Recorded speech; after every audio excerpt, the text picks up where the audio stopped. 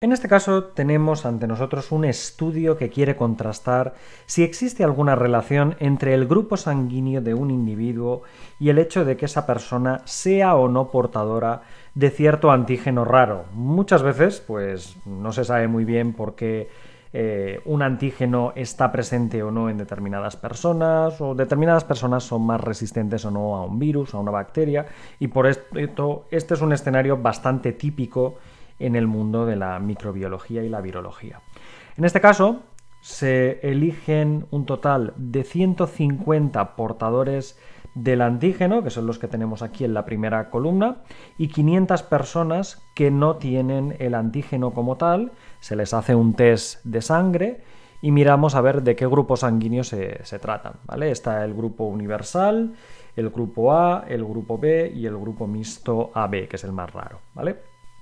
Entonces, nos piden que, llevemos a cabo un test de chi cuadrado sobre estos datos de que disponemos para contrastar si las frecuencias de los cuatro tipos de sangre son diferentes en los portadores y en los no portadores, ¿vale? Entonces, fijémonos que se trata de un test, de nuevo, de independencia para poder observar si el grupo sanguíneo y el portar o no portar el antígeno son independientes o no. De hecho, casi podríamos decir que más que un test de independencia es más un test de homogeneidad, que de hecho la única diferencia entre un test de independencia y de homogeneidad consiste en el diseño experimental. Si yo ya fabrico a priori los grupos, de modo que lo que quiero estudiar es la homogeneidad de una propiedad con respecto a un grupo u otro, como es este caso, los grupos sanguíneos se distribuyen homogéneamente entre los portadores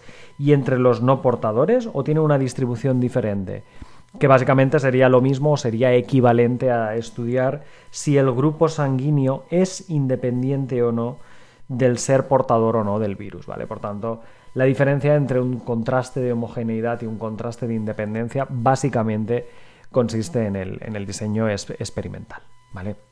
Entonces, si lo tomamos así, como un contraste de homogeneidad para hacer la tabla de independencia y plantear el contraste como tal, ¿cuál sería en cuestión ese contraste? ¿Cuál sería la hipótesis nula y la alternativa? Pues la hipótesis nula sería que la distribución de lo que quiero estudiar, del grupo sanguíneo en este caso, del grupo sanguíneo, Y, si queréis, condicionado a X igual a X, donde X es ser portador o no portador, es la misma para cualquier valor X del dominio de la otra variable, ¿vale? Entonces, la distribución del grupo sanguíneo Y condicionado a X igual a X es la misma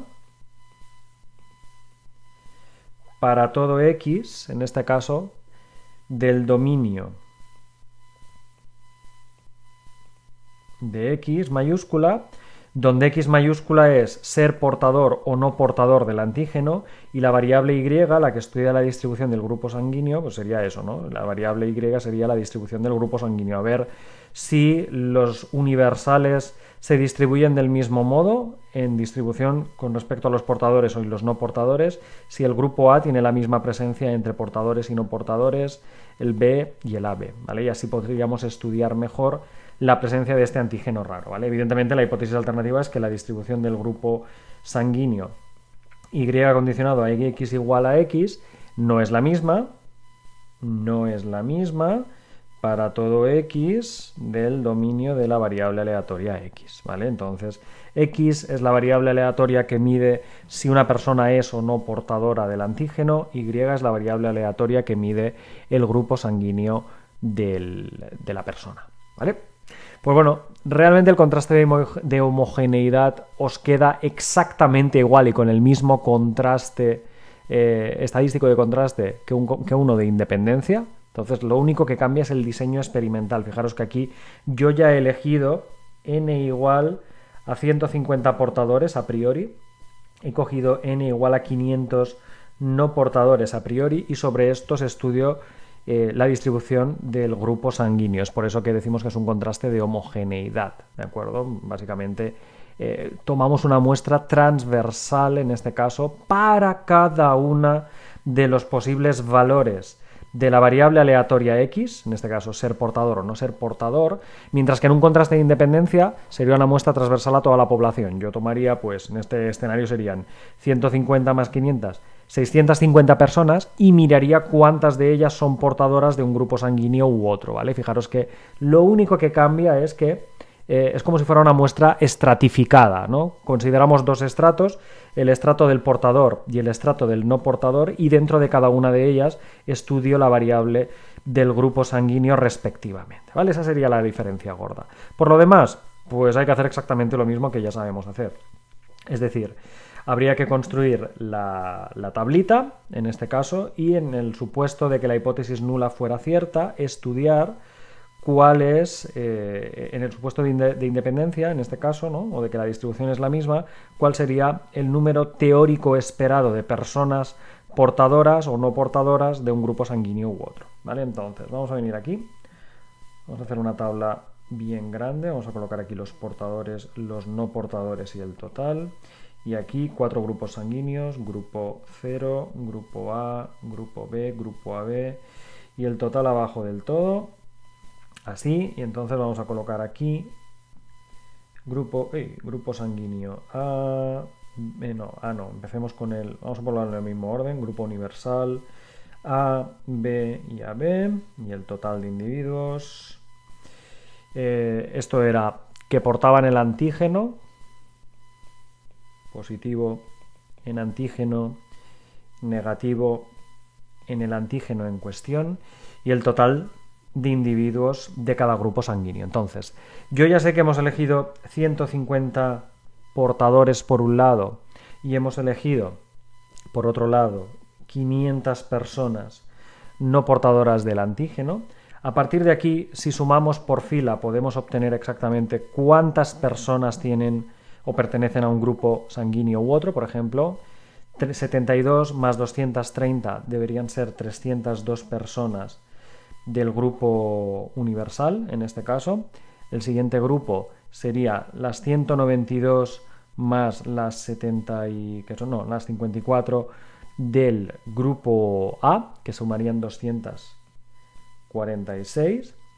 El siguiente sería 16 más 13, 6 y 3 son 9, por tanto serían 79. Y el último grupo serían 8 y 15, 23. ¿Vale? Si no nos hemos equivocado, pues esto tiene que volver a sumar lo mismo que antes, ¿no? Tendríamos que sumar 100, ¿qué digo yo? 650 individuos, ¿vale? Pues básicamente esto es el grupo de partida, esto es el total, y recordad, si la distribución fuera exactamente la misma, el número de personas teóricas esperadas debería coincidir con, pues recordad que la formulita era n sub i punto por n sub punto j partido por n, ¿vale? Recordad que en el supuesto de independencia, de hecho, teníamos esto partido por n y esto partido por n respectivamente. La probabilidad de la intersección es el producto de probabilidad, el producto de las marginales, pero luego, como aquí buscamos las frecuencias teóricas, hay que multiplicar por el número total de individuos, de ahí que la n se vaya con la n y la fórmula que utilicemos sea precisamente esta de aquí para cada segmento, ¿vale? Entonces, a partir de aquí, lo único que tenemos que hacer es multiplicar el total por fila, el total por columna, y una vez lo tenemos, dividirlo por el número total de individuos. Por ejemplo, en el primer caso tendríamos 302 por 150 dividido por 650. En este caso deberían haber en este segmento, si la hipótesis fuera cierta, 69,69 personas. ¿Vale? Que fueran positivas en el antígeno en cuestión, deberían ser 69,69, ¿vale? Mientras que de negativas, como en este caso hay 500 personas negativas, sería el producto de 302 por 500 dividido por 650, deberían de haber en este segmento unas 232,3 personas, ¿vale? En el siguiente grupo tenemos las 150 por 246 y dividido por 650, ¿vale? En este caso serían un total de 56,77 personas en este segmento, y en el otro pues habría que hacer 256 por 500 partido por 650, serían 189,23. Así sucesivamente tendríamos 79 por un lado, que multiplica a 150 y dividido por 650 serían 18,23 personas, muy poquitas. Y en el otro segmento serían 500 por 79 dividido por 650, 60,77. Y en el último grupito, el más pequeño de todos, serían 150 personas de un grupo por las 23 del otro, partido 650. Solo 5,3 personas deberían dar positivo del segmento o del grupo sanguíneo AB, mientras que 500 por 23 y dividido por 650, 17,69, 17,7 vamos a poner, ¿no? Bueno, vamos a poner con 69. Deberían ser las personas negativas del segmento AB en el supuesto de homogeneidad, ¿no? De que la distribución del grupo sanguíneo fuera homogénea tanto dentro del grupo de portadores como del de no portadores. Pues básicamente con esto que tenemos aquí podemos hacer la tabla del contraste del H cuadrado, sacar el estadístico del contraste, que sería x sub 0 chi sub 0 igual al sumatorio, en este caso tomando la variable x, que sería el grupo sanguíneo, sería para el grupo sanguíneo Y desde 1 hasta 4. De hecho, no, la x hemos dicho que era el positivo o negativo, ¿no? Pues para Y desde 1 hasta 2, sumatorio la j, la variable y, desde 1 hasta 4, ¿de acuerdo? Y en este caso sería contrastar la empírica, la observada de la tabla anterior, menos la teórica que hemos sacado en esta tabla al cuadrado y partido por la teórica una última vez, ¿vale?